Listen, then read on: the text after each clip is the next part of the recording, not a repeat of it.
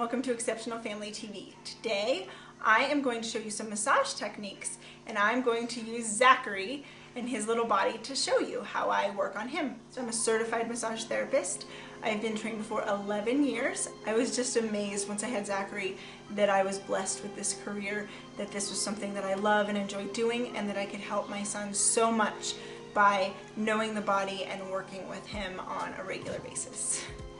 Massage therapy, because of the tightness, as most of us know just from our own selves, our necks get tight, our backs get tight, that massage feels very good, and it should feel good, and should also help relieve a lot of tension in the muscle. In kids with behavioral issues, it can really help to decrease anxiety, reduce pain in children that have pain in their joints and in their muscles, improve muscle tone by just those general movements and allowing the central nervous system to recognize the muscle. It also enhances pulmonary function in a lot of kids. The circulation within the body is so important, and so many of our kids have circulation issues. It creates attachment and bonding between the person doing the massage and the person getting the massage.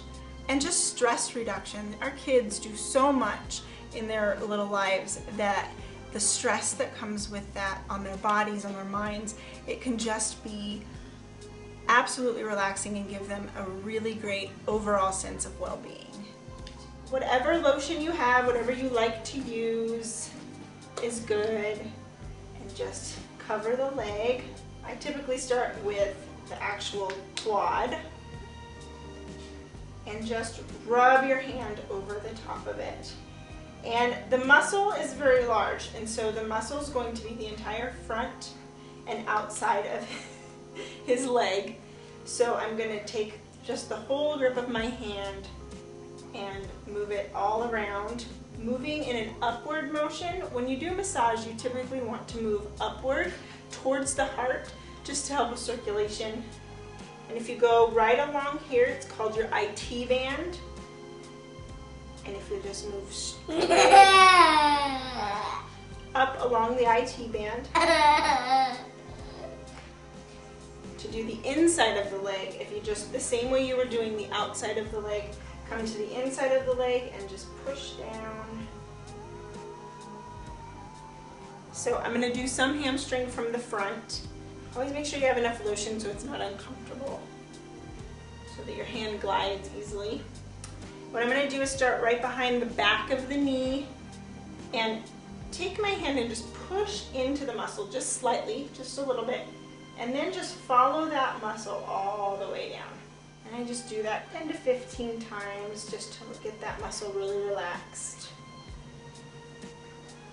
Always know to be careful around the joints, so around the knee, around the ankle. You can still massage that, but just be a lot gentler when you are there. So if you're going to do it, just really, really gentle movements across the knee.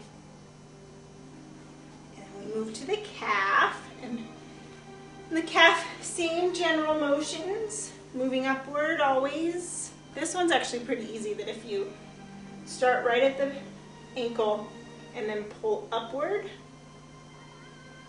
and you'll just feel that muscle kind of move under your fingers.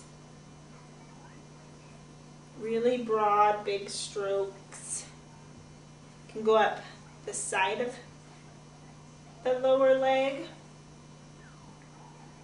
because it's going to get really tight on the outside here if you have any tightness. So take it from in the front, just from the ankle again, and probably use your thumb for these, and then just push straight up alongside the bone. Make sure when you feel the bone that you're feeling right beside the bone for the muscle and not pushing on the bone, because that can be painful. I've done massage with Zach since he was really little, and when he was really little, it wasn't as fun for him. He didn't enjoy just laying there. So don't expect that your kids, most of them typically just lay here like Zach does. Zach's very used to me doing this on a regular basis, and he has a distraction of his video right now. So just broad movements over the whole leg. You can do the same thing as you come down into the foot. What I typically do, start at the top of the foot right underneath the toes, and take my thumb and just press down the foot to the heel, and do it about 3 times from the inside, the middle, and then the outside. Zachary's feet are very sensitive. Don't forget the tops of the feet.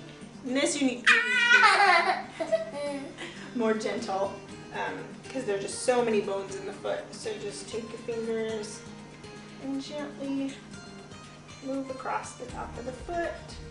And I just kind of let Zach with his tone, you'll see when he gets excited how he'll stiffen really quick. And I just kind of let him do that, and then we come back to more relaxed. And some kids will actually stay stiff. So if your child's just really stiff all the time, you can do this the same way. Just feel that muscle, move around within the stiff position. If they don't bend really easy, just do everything in a straight position. Take your hand and move all the way up the leg, or do just this part and then just this part. It's really kind of up to you what you're comfortable with doing. Zachary moves very easily if I add a little shake to things. So anytime he's stiff right here, but if I shake him just a little, he'll bend pretty easy. I like to stretch each of his toes, so really gently just stretch out those toes. I figure it's got to feel kind of good because he has his toes curled a lot, so they're bent under like that. So I figure it's got to feel good to gently move them into a different position. But a natural position, so you're not forcing anything. Just take some lotion, oops, and cover their back. So just make sure the whole thing is completely covered. As best you can, get their spine to be straight so that when you're moving up the back, you're not moving in a crooked motion. Now, if they already have issues with scoliosis and curvature of the spine, then you just move with the spine because those muscles will be along the spine, and only work alongside it. Don't ever press onto the spine. So we move up either side of the spine, up over the shoulders. Another one I do is finding that spine again, start right next to the spine and then push out. So if you just come all the way up the back, pushing out, push out. And remember, you're going over ribs, so when you're feeling muscle, you can push a little bit. Once you get over the ribs, just let up a little. Pushing out, push out till you get to that shoulder blade and then move around it. And then to show you what I do for Zachary's hips, I come in right here at the hip. You'll feel the hip bone, and then from the hip bone, if you just lightly feel, just to get your ground, from the hip all the way in, right as that cheek stops, if you start there and just push out, you'll feel that huge muscle of the glute. And with Zachary, I can use my thumb and my fingers because his muscle is so small. Typically on a larger person, I will take my whole hand and push out. And you can also pull in, so if you find that hip bone, just pull up and in. You'll see that there's redness in his hip. This is okay. This light redness just from my finger moving in this direction, if you see redness. This is just blood coming up to the surface, which is a good thing, which is very therapeutic. It's bringing healing blood up to the surface, and then as they relax, the blood will then come back down and it will go away.